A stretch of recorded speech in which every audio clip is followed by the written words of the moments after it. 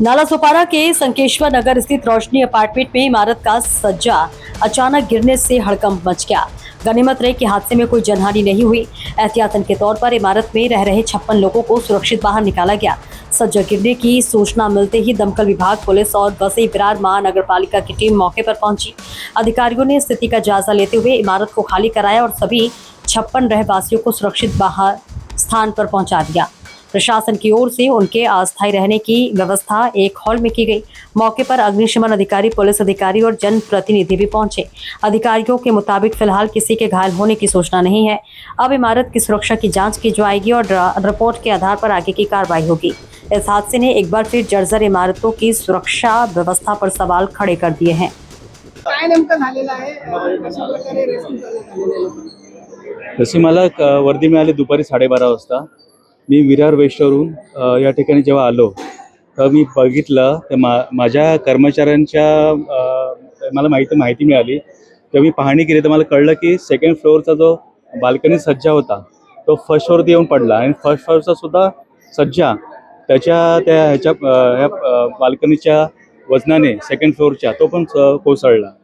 तर कोसळल्यानंतर मी आता जेव्हा पाहिलं तर आता जवळजवळ त्या इमारतीमध्ये म्हणजे इमारत 56 खोल्या आहेत त्या इमारतीमध्ये आणि 3 गाळ्या आहेत.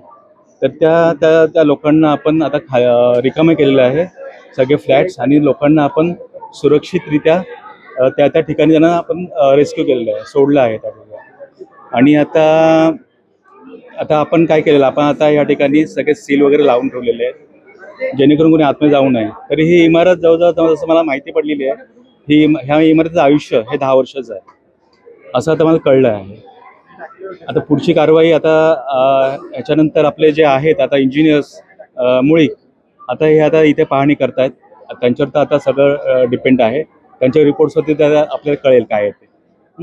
या ठिकाणी इमारतीचा सज्जा कोसळलेला आहे, कशा प्रकारे आता रेस्क्यू करण्यात येणार आहे आणि तुम्ही कशा प्रकारे मदत करणार आहे?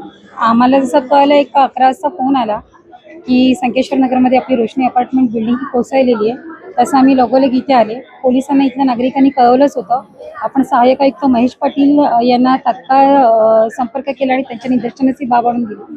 नगरपालिकेची टीम पण इथे आली आणि लगोलग इथल्या सगळ्या नागरिकांना खाली करण्यात आले. 200-250 लोक आपण बाहेर काढली. त्यांचं सामान आतमध्येच आहे, पण ती बिल्डिंग लगोलग सील करण्यात आली. अशा पद्धतीने आपण लोकांचं रेस्क्यू केलेलं आहे. या ठिकाणी सज्जा कोसळलेला आहे, काय कसं बघताय? आज संकेश्वर नगर वॉर्ड क्रमांक 21 या ठिकाणी तुम्ही बघणार का रोशनी अपार्टमेंटचा आज सज्जा कोसळलेला आहे सकाळी सुमारे 10 वाजता. पण आजची परिस्थिती जर तुम्ही बघितली तर ही फक्त संकेश्वर नगरची नाही तर पूर्ण वसई विरार शहर महानगरपालिकेमध्ये 60 ते 70% अनधिकृत बांधकाम जे झालेलं आहे. आज लोकांची परिस्थिती अशी होती का त्यावेळेस लोकांनी सस्त्यामध्ये घरं भेटतात म्हणून ती घेतली.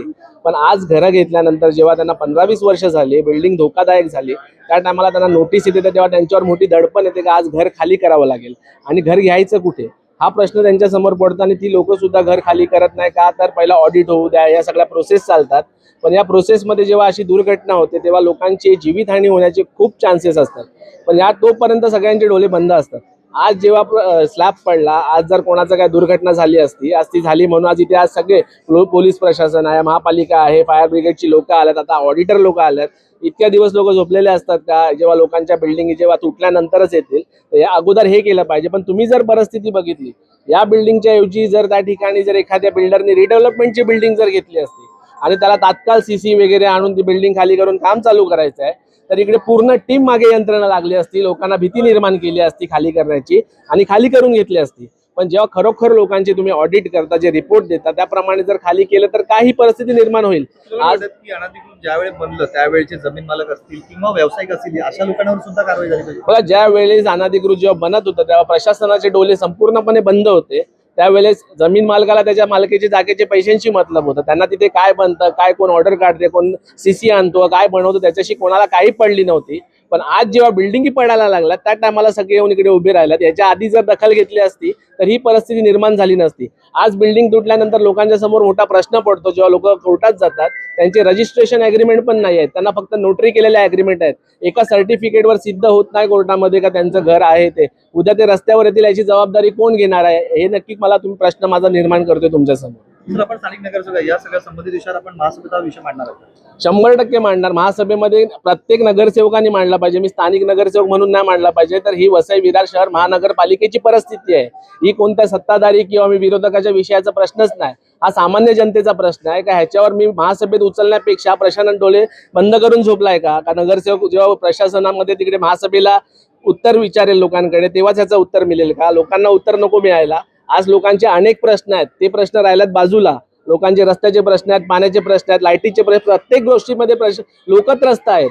पण या त्रस्त परिस्थितीमध्ये त्यांना कोण विचारायला येतं का? जेव्हा बिल्डिंगचं घर पडलंय, आज लोकांचं सामान घरामध्ये आहे, दागिने घरामध्ये आहेत, ते रडतायत रस्त्यावरती. आज जेव्हा इथे हा प्रसंग आला तेव्हा महापालिकेने त्यांची सोय केली आहे, जेवणाची सोय केली आहे. आज हॉल देतील राहायला किंवा उद्या देतील, परवा काय?